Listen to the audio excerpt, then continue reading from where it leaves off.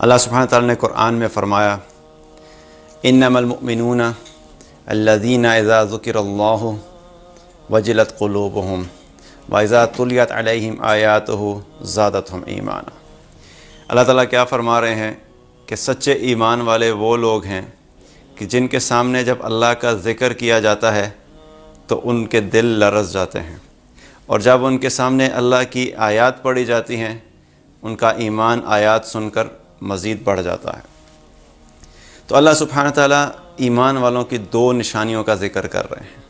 پہلی نشانی کیا ہے کہ جب اللہ سبحانہ تعالیٰ کا تذکرہ ان کے سامنے آتا ہے، ذکر کیا جاتا ہے، تو اللہ کے خوف سے، اللہ کے سامنے کھڑے ہونے کے خوف سے، اللہ کی نافرمانی کے ڈر سے، اور اس چیز کا ڈر کہ قیامت کے دن جب اللہ سبحانہ تعالیٰ کے سامنے کھڑے ہوں گے اپنے اعمال کے ساتھ تو پتہ نہیں ہمارے ساتھ کیا ہوگا، ان تمام چیزوں کے خوف سے ان کے دل لرز جاتے ہیں۔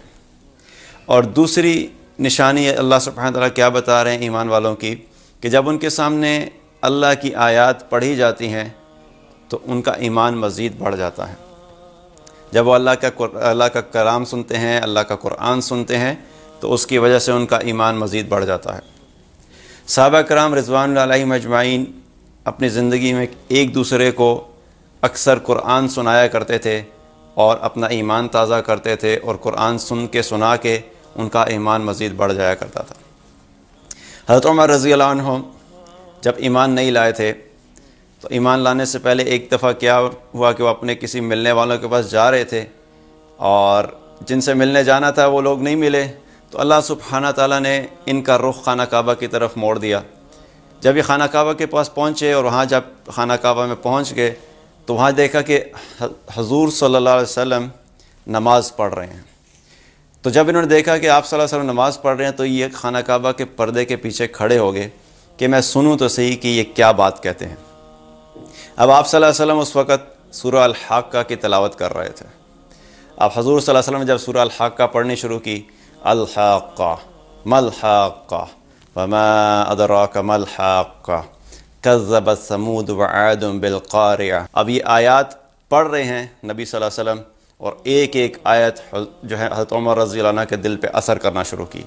ایک ایک آیت سن رہے ہیں اور وہ دل پہ اثر کر رہی ہے، یہاں تک کہ جب دل پہ اتنا اثر ہوا تو حضرت عمر رضی اللہ عنہ نے سوچا کہ یہ تو بڑا شاعرانہ کلام ہے، یہ تو بہت بڑے شاعر ہیں کوئی، کیونکہ عربی کی فصاحت و بلاغت کو وہ سمجھتے تھے۔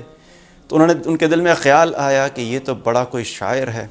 تو اگلی آیت آ گئی، اِنَّهُ لَقَوْلِ رَسُولٍ کریم وَمَا هُوَ بِقَوْلِ شَاعِرٍ قَلِيلًا مَا تُؤْمِنُونَ، کہ یہ کسی شاعر کا کلام نہیں ہے، یہ کسی شاعر کا قول نہیں ہے، تم لوگ بہت کم ایمان لاتے ہو۔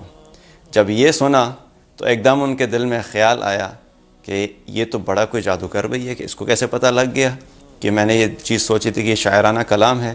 ابھی یہ خیال آیا تھا دل میں کہ بڑا جادوگر ہے کوئی، تو اگلی آیت آ گئی، وَلَا بِقَوْلِ كَاهِنٍ قَلِيلًا مَا تَذَكَّرُونَ، یہ کسی کاہن کا کلام بھی نہیں ہے، تم لوگ بہت کم غور کرتے ہو۔ تو پہلا اثر جو حضرت عمر رضی اللہ عنہ کے دل پہ ہوا وہ کس چیز کا ہوا؟ قرآن کا، اللہ کی آیات کا۔ دوسرا اثر کب ہوا؟ جب انہیں خبر پہنچی کہ ان کی بہن اور بہنوئی ایمان لے آئے ہیں تو فوراً ان کے گھر کی طرف گئے غصے کی حالت میں، اور جب وہاں پہنچے تو اپنے بہنوئی کو پکڑا اور مارنا شروع کر دیا، اور ان کی بہن نے آ کے جب ان کو چھڑایا تو ان کو بھی پیچھے ہٹایا۔ جب وہ پیچھے ہٹی تو ان کو چوٹ لگی۔ تو یہ سارا منظر دیکھ کے حضرت عمر رضی اللہ عنہ تھوڑے سے جب ٹھنڈے ہوئے، اپنی بہن کی طرف دیکھا تو تھوڑا سا دل نرم ہوا، تو ان سے پوچھا کہ تم لوگ کیا پڑھ رہے تھے؟ تو انہوں نے کہا کہ بھئی ہم قرآن پڑھ رہے تھے۔ انہوں نے کہا اچھا مجھے بھی سناؤ تم کیا پڑھ رہے تھے، میں بھی پڑھنا چاہتا ہوں۔ انہوں نے کہا ایسے تو نہیں پڑھ سکتے، جا کے پہلے آپ کو پاک ہونا پڑے گا، یہ پاک کلام ہے، اس کو ایسے نہیں پڑھا جا سکتا۔ تو وہ جا کے پاک ہوئے اور اس کے بعد سورہ طٰہٰ پڑھنا شروع کی، طٰہٰ ما انزلنا علیک القرآن لتشقى الا تذکرۃ لمن یخشی الرحمن علی العرش استوى له ما في السماوات وما في الارض وما بینہما وما تحت الثری وان تجہر بالقول فانہ یعلم السر واخفی اللہ لا الہ الا هو له الاسماء الحسنى۔ اب یہ آیات پڑھنا شروع کیں اور سنتے دل اتنا نرم ہوا کہ انہوں نے کہا کہ مجھے لے جاؤ محمد صلی اللہ علیہ وسلم کے پاس، اور آپ صلی اللہ علیہ وسلم کے پاس جا کے اسلام لے آئے۔ تو دوسرا اثر کس چیز کا ہوا؟ قرآن کا۔ قرآن میں اثر ہے۔ قرآن جب سنتے تھے تو حضرت عمر رضی اللہ عنہ اکثر رویا کرتے تھے۔ ایک مرتبہ قرآن پڑھ رہے تھے تو قرآن پڑھتے پڑھتے ایک آیت پر پہنچے۔ وہ آیت کیا تھی؟ ان عذاب ربک لواقع، تمہارے رب کا عذاب واقع ہونے والا ہے۔ یہ آیت جب پڑھی اتنا روئے کہ روتے روتے بیمار ہو گئے، حتیٰ کہ لوگ آ کے آپ کی عیادت کیا کرتے تھے کہ کیا ہو گیا، ایک آیت سن کر بیمار ہو گئے۔ قرآن میں اثر تھا۔ اثر تو آج بھی ہے لیکن ان کے دلوں پہ اثر کرتا تھا۔ حضرت ابوبکر صدیق رضی اللہ عنہ جب شروع کے دن تھے اسلام کے تو ان کو منع کر دیا گیا کہ خانہ کعبہ میں آپ کھڑے ہو کے نماز نہیں پڑھیں گے۔ تو حضرت ابوبکر صدیق رضی اللہ عنہ اپنے گھر میں نماز پڑھا کرتے تھے، اور اس میں جب قرآن کی تلاوت کیا کرتے تھے تو اتنا رویا کرتے تھے کہ ان کی ہچکیاں بن جاتی تھیں۔ ایک دن نماز پہ کھڑے ہوئے، تلاوت کرنا شروع کی، تو مشرکین مکہ کی جو عورتیں اور بچے تھے وہ آ کے آپ کی آواز سنا کرتے تھے۔ جب وہ نماز پہ کھڑے ہوا کرتے تھے تو وہ سنا کرتے تھے کہ آپ کیا پڑھیں۔ تو جب وہ کھڑے ہو کے سنتے تھے تو مشرکین کے جو سردار تھے وہ کہتے تھے اپنی عورتوں کو اور بچوں کو، ان کو منع کرتے تھے کہ اس کلام کو مت سنا کرو، تم لوگ گمراہ ہو جاؤ گے۔ کیوں؟ کہ قرآن اثر کرتا ہے، قرآن کی اپنی ایک تاثیر ہے۔ حضرت اکرمہ رضی اللہ عنہ قرآن سے اتنی محبت تھی کہ قرآن اٹھاتے تھے یوں اپنے چہرے پہ رکھ لیتے تھے، اپنے چہرے پہ رکھ کے کہتے تھے میرے رب کا کلام، میرے اللہ کا کلام، اور اتنا اس کا اثر لیتے تھے کہ خشیت الہی کی وجہ سے رونا شروع کر دیتے تھے۔ قرآن سے ایک محبت اور تعلق تھا۔ عباد بن بشیر رضی اللہ عنہ صحابی رسول ہیں۔ ایک مرتبہ نبی صلی اللہ علیہ وسلم ایک غزوہ سے واپسی پر تھے، تو ایک جگہ پہ رات ہوگی تو انہوں نے فیصلہ کیا کہ بھئی یہاں پر ہم رک جائیں گے۔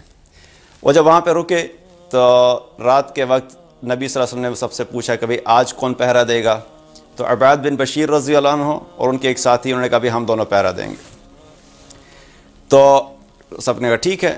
تو جب رات کو پہرے کے لیے کھڑے ہونے لگے تو دونوں نے آپس میں فیصلہ کیا کہ پہلے پہر میں کون کھڑا ہوگا اور دوسرے پہر میں کون کھڑا ہوگا۔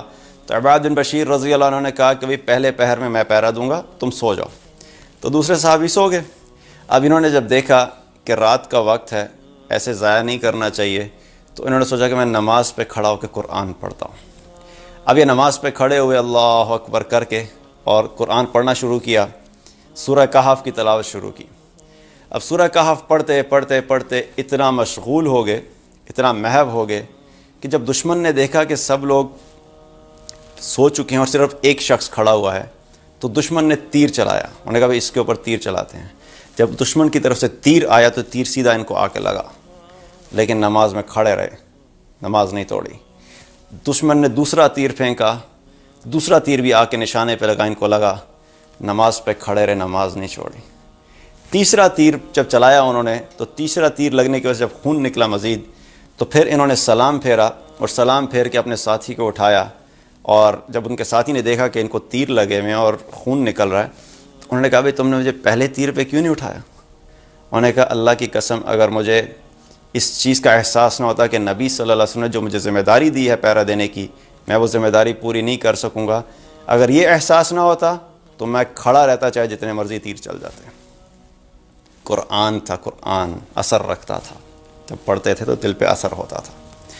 اسی طریقے سے اسید بن حضیر رضی اللہ عنہ رات کو کھڑے ہوئے نماز پہ قرآن پڑھنا شروع کیا۔ قرآن پڑھتے پڑھتے کیا محسوس کرتے ہیں کہ آسمان سے روشنیاں آ رہی ہیں، قندیلیں، روشن قندیلیں نیچے آنا شروع ہوئیں اور ان کے قریب آ گئیں۔ تو جب انہوں نے نماز ختم کی، سلام پھیرا، اگلے دن جا کے رسول اللہ صلی اللہ علیہ وسلم کو یہ قصہ بیان کیا تو آپ صلی اللہ علیہ وسلم نے کہا کہ اسید تمہارا قرآن سننے کے لیے آسمان سے فرشتے نیچے آ گئے تھے، تمہارا قرآن سننے کے لیے آسمان سے فرشتے نیچے آ گئے تھے، اور اگر تم پڑھتے رہتے اور سلام نہ پھیرتے تو وہ فرشتے وہاں پر کھڑے رہتے حتیٰ کہ سب لوگ ان فرشتوں کو دیکھ لیتے۔ تو قرآن میں असर था, उनको मोहब्बत थी कुरान से। अब्दुल्ला बिन रवाहा रज़ी अल्लाह अन्हु जब बड़े जलील कदर सहाबी हैं, एक मरतबा अपनी बीवी की गोद में सर रख के रोना शुरू हो गए। इतना रोए कि उनको देख के उनकी बीवी ने भी रोना शुरू कर दिया। तो अब्दुल्ला बिन रवाहा रज़ी अल्लाह ने पूछा अपनी बीवी से कि भाई तुम क्यों रो रही हो? तो उनकी बीवी ने कहा कि मैं आपको देख के रो रही हूँ कि आप इतना रो रहे हैं, तो आप मुझे बताइए कि आप क्यों इतना रो रहे हैं? तो उन्होंने कहा कि भाई कुरान की एक आयत है जिसमें अल्लाह ताला ने फरमाया तुम में से हर एक शख्स, तुम में से कोई भी ऐसा नहीं है कि जिसका गुज़र जहन्नुम के ऊपर से ना हो। तो मुझे ये सोच सोच के रोना आता है कि मेरा क्या बनेगा, मैं कहाँ खड़ा होऊंगा, कि जब वो वक्त आएगा तो मेरा क्या मामला होगा। तो ये सोच सोच के मैं रोता हूँ। और कौन कह रहा है ये कि जिसको अल्लाह ताला ने कुरान में बिशारत दे दी, रज़ी अल्लाहु अन्हुम व रज़ू अन, जिनके पास गारंटी मौजूद है कि वो जन्नत में जाएंगे, जिनके पास गारंटी मौजूद है कि वो जन्नत में जाएंगे, वो रो रहे हैं और वो कह रहे हैं कि मैं ये सोच रहा हूँ कि मेरा क्या मामला होगा। तो कुरान का एक असर था, कुरान में असर था। तो ईमान जो बढ़ता है, कुरान में अल्लाह ने ऐसी ताकत और तासीर रखी है, अगर अल्लाह की कसम हमारे दिल साफ़ हों और हमारा शौक़ और रग़बत हो कुरान के साथ, तो हम कुरान पढ़ पढ़ के कभी भी हमारा दिल उससे ना भरे। आज हम लोग अपना अगर जायज़ा लें तो हम भी कुरान पढ़ते हैं, बहुत सारे तो ऐसे हैं जो पढ़ते ही नहीं, लेकिन जो पढ़ते भी हैं उनको असर नहीं होता। क्यों नहीं होता? क्योंकि एक जगह फरमाया गया कि दिलों को भी जंग लग जाता है जैसे लोहे को जंग लगता है। तो फरमाया उसकी सफाई का क्या तरीका है? तो कहा गया कि कुरान की कसरत से तलावत और मौत को याद करना। जब दिलों को जंग लग जाए तो जंग की सफाई का तरीका क्या है कि कुरान की कसरत से तलावत करो और मौत को कसरत से याद करो, तो तुम्हारे दिलों का जंग साफ़ हो जाएगा। जब दिलों का जंग साफ़ होगा तो फिर अल्लाह के कलाम का असर भी होना शुरू हो जाएगा। आज हमारे दिलों में इतनी मोहब्बतें हैं, कहीं पे माल की मोहब्बत है, कहीं पे जॉब की मोहब्बत है, कहीं पे बिज़नेस की मोहब्बत है, कहीं पे कपड़ों की मोहब्बत है, कहीं पे सेल फ़ोन्स की मोहब्बत है, कहीं पर सिर्फ़ अपने जिस्म को खूबसूरत बनाने की मोहब्बत है। तो इतनी सारी मोहब्बतें हैं, तो जब इतनी सारी मोहब्बतें होंगी, हर वक्त उन्हीं की फ़िक्र होगी, तो दिल के ऊपर ज़ाहिर सी बात है कि एक लेयर दूसरी लेयर चढ़ते चढ़ते चढ़ते वो इतना ज़्यादा लेयर चढ़ जाती हैं कि अल्लाह का कलाम भी असर करना छोड़ देता है। अल्लाह के कलाम में कमी नहीं है, हमारे दिलों की वजह से, चूँकि जो सफाई का वक्त था, आप अगर देखें, आपने अक्सर देखा होगा कि कुछ पुराने लोहे की चीज़ें पड़ी होती हैं, अक्सर गाड़ियाँ भी आप देखे होंगे पुराने शोरूम्स में, कि वो साल से जो गाड़ी पड़ी होती है उसके ऊपर जो जंग लगते लगते लगते उसकी जो हालत हो चुकी होती है कि इंसान ये भी नहीं पहचान पाता कि उसकी असल शक्ल क्या है, इतना जंग लगा होता है। अब अगर उसको साफ़ करने का कोई इरादा करे, जो 10-15 साल से गाड़ी खड़ी है जंग आलूद, उसको अगर साफ़ करने का आप इरादा करेंगे तो आपको कितना वक्त लगेगा और कितनी कोशिश करनी पड़ेगी। रगड़ रगड़ के पता नहीं कितने दिन आप करते रहेंगे, तब भी जाके बड़ी मुश्किल से वो अपनी असल हालत में आएगी, क्योंकि कई सालों से वो जंग चढ़ा हुआ है। लेकिन अगर कोई ऐसी चीज़ है जिस पे अभी थोड़ा सा आपने महसूस किया कि अभी थोड़े ही दिन पहले जंग लगना शुरू हुआ है और फ़ौरन उसको साफ़ करें तो वो फ़ौरन साफ़ हो जाएगी। तो जो दिल कई साल से, जिस दिल ने अल्लाह का कलाम ना सुना हो, जिस दिल ने अल्लाह का कुरान ना पढ़ा हो, जिस शख्स ने अल्लाह का कुरान खोल के ही ना देखा हो, तो उसके दिल के जंग की वो कैफियत है कि वो एक दफ़ा से साफ़ नहीं होगा, फिर उसके ऊपर मेहनत भी उतनी ज़्यादा ही करनी पड़ेगी। और चूँकि और कुरान के बारे में आप सल्लल्लाहु अलैहि वसल्लम ने क्या फ़रमाया, कसरत से कुरान पढ़ने वाले कौन हैं? वो अल्लाह वाले हैं, वो अल्लाह वाले हैं और अल्लाह के चुने हुए लोग हैं। फिर एक और जगह फ़रमाया आप सल्लल्लाहु अलैहि वसल्लम ने कि जो लोग कसरत से कुरान पढ़ते हैं, क़यामत के रोज़ वो मुकर्रब फ़रिश्तों के साथ खड़े हुए होंगे। मुकर्रब फ़रिश्ते, आम फ़रिश्ते, मुकर्रब फ़रिश्तों के साथ खड़े होंगे। कौन? जो कुरान पढ़ने वाले। हज़रत उस्मान रज़ी अल्लाह अन्हु फरमाया करते थे कि मैं अपनी ज़िंदगी में सोच भी नहीं सकता कि एक दिन भी ऐसा गुज़रे कि मैं अल्लाह की किताब कुरान को ना देखूं। मैं अपनी ज़िंदगी में सोच भी नहीं सकता कि एक दिन भी ऐसा हो कि मैं कुरान नहीं पढ़ूं। हज़रत उमर रज़ी अल्लाह अन्हु जब घर में दाखिल होते थे तो सबसे पहला काम क्या करते थे? कुरान खोलते थे, कुरान पढ़ते थे। کہ قرآن کے ساتھ محبت تھی۔ تو آج ہمارا معاملہ یہ ہے کہ ہمارے اندر قرآن کی طلب ختم ہو گئی۔ جس چیز کی طلب نہیں ہوتی اس سے کوئی فرق بھی نہیں پڑتا۔ جو شخص چائے پینے کا عادی ہو نا، چائے پینے کا عادی 2 وقت، صبح کی چائے اور شام کی چائے، شام کو چائے نہ ملے نا اس کو تو کیا ہوتا ہے، اندر طلب محسوس شروع ہوتی ہے کہ بھئی چائے پلاؤ، کیونکہ طلب محسوس ہو رہی ہے۔ اب جو چائے پیتا ہی نہیں، وہ چاہے 1 سال نہ پیے، چاہے 2 سال نہ پیے، چاہے وہ ساری زندگی نہ پیے، اس کو کوئی اثر نہیں ہوگا، اس کو کوئی فرق بھی نہیں پڑتا۔ لیکن جس کا جسم عادی ہو گیا اس چیز کا، اس کو اگر اس وقت پہ نہیں ملے تو وہ طلب محسوس ہونا شروع ہو جاتی ہے۔ اکثر دیکھتے نہیں، جب شام کے وقت اگر باہر نکل جائیں اور گھر میں چائے نہ پیو تو پہلا کام کیا کرتے ہیں، گاڑی گھماتے پھرتے ہیں کہ کوئی قریب کی چائے کی جگہ ملے چائے پی لیں، کیونکہ طلب محسوس ہونا شروع ہو جاتی ہے۔ ہمارے دل قرآن کے عادی ہی نہیں ہوئے۔ جس دل میں قرآن کی عادت ہی نہیں پڑی، جس شخص کو قرآن پڑھنے کی عادت ہی نہیں پڑی، اس کو طلب کہاں سے آئے گی؟ تو جس دل کو عادت پڑ گئی قرآن پڑھنے کی، جس دل کو قرآن کے سننے کی عادت پڑ گئی، وہ اگر اس کو نہیں ملے گا قرآن سننے کو، ایک دن نہیں ملے گا، اللہ کی قسم ایسی وحشت محسوس ہونا شروع ہوگی کہ پتہ نہیں آج کے دن کا میرا کتنا نقصان ہو گیا، کیونکہ طلب پیدا ہو جاتی۔ جب طلب پیدا ہوگی تو قرآن اثر بھی کرے گا، اور اگر قرآن سے دور ہوں گے تو محسوس ہوگا کہ آج میں نے اپنے دل میں بہت بڑا نقصان کیا۔ تو قرآن کے ساتھ وقت گزارنا ہمارے لیے بڑا ضروری ہے۔ صحابہ کرام رضوان علیہم اجمعین قرآن کے ذریعے سے ایمان کو تازہ کیا کرتے تھے۔ نبی صلی اللہ علیہ وسلم کی دعوت کا بہت بڑا حصہ کیا تھا؟ قرآن ہوتا تھا۔ نجاشی جو مسلمان نہیں تھا، جب قرآن کی آیات اس کو سنائی گئیں تو وہ بھی رونے لگ گیا۔ مسلمان نہیں تھا، عیسائی تھا، لیکن قرآن جب سنایا گیا تو وہ بھی رونے لگ گیا۔ قرآن میں ایک اثر ہے۔ آج اگر اپنی زندگیوں کو تبدیل کرنا ہے، ہم کہتے ہیں انقلاب لانا ہے۔ انقلاب صحابہ کا انقلاب کیا تھا کہ وہ اللہ کے قرآن کے ساتھ جڑ گئے تھے۔ اللہ کے نبی صلی اللہ علیہ وسلم کی زندگی کو انہوں نے اپنا زندگی کا مقصد بنایا تھا، اور انہوں نے جب اپنے آپ کو قرآن اور سنت کے مطابق ڈھالا تو وہ ان کے اپنے ذاتی زندگیوں میں بھی انقلاب آیا، اور اللہ نے ان کے ذریعے سے پوری دنیا کے اندر اسلام کو پھیلا دیا۔ تو اپنی ذات سے شروع کریں کہ لازمی قرآن کو اپنی زندگی کا حصہ بنائیں۔ اگر قرآن نہیں پڑھتا وہ کیا مسلمان ہوا جو قرآن نہ پڑھے؟ تو طلب جگانی ہے تو جو دلوں پہ زنگ لگا ہوا ہے پہلے اس کو صاف کرنا پڑے گا۔ کچھ عرصے تک پڑھنا شروع کرتے رہیں گے۔ شروع میں قرآن کو آپ پکڑیں، کچھ عرصے کے بعد قرآن آپ کو پکڑ لے گا۔ پھر قرآن آپ کو پکڑ لے گا، وہ خود کھینچے گا آپ کو اپنی طرف۔ پہلے قرآن کی طرف کھینچو، جاؤ پڑھنا شروع کرو، اپنے آپ کو عادی بناؤ پڑھنے کا۔ کچھ عرصے کے بعد قرآن کے پڑھنے کے اتنے عادی ہو جاؤ گے کہ قرآن خود کھینچے گا، کبھی آج تم نے مجھے پڑھا نہیں ہے۔ کشش ہے، اللہ کا کلام ہے۔ تو اپنی زندگی میں قرآن کو ویلیو دینا۔ اللہ سبحانہ تعالیٰ نے ہمیں جو کتاب دی ہے وہ اتنی خوبصورت کتاب ہے کہ اس سے صرف برکات نہیں حاصل کرنی، اس کی برکات بھی ہیں۔ میں یہ نہیں کہہ رہا کہ اس سے پڑھنے سے کوئی برکت نہیں، اس کی برکات بھی ہیں۔ اس کی تلاوت بھی کرنا، اس کو ترجمے سے پڑھنا، اس کو سمجھنا۔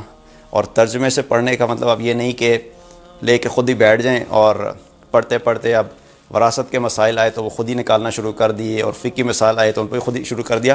علماء سے پوچھ کے، جو اہل علم ہیں ان سے پوچھیں۔ جہاں پہ قرآن کی کوئی آیت آئی اور سمجھ نہیں آئی، اہل علم سے پوچھیں۔ اللہ تعالیٰ نے قرآن میں کیا فرمایا؟ فَاسْأَلُوا أَهْلَ الذِّكْرِ إِن كُنتُمْ لَا تَعْلَمُونَ۔ تم اہل ذکر یعنی اہل علم سے پوچھو جس چیز کا تمہیں علم نہیں ہے۔ تو پڑھیں لازمی، لیکن علماء سے پوچھ کے، جن کو اللہ نے قرآن کا علم دیا ہے ان سے پوچھیں۔ یہ ہماری زندگی کی ایک سب سے اہم کتاب ہے۔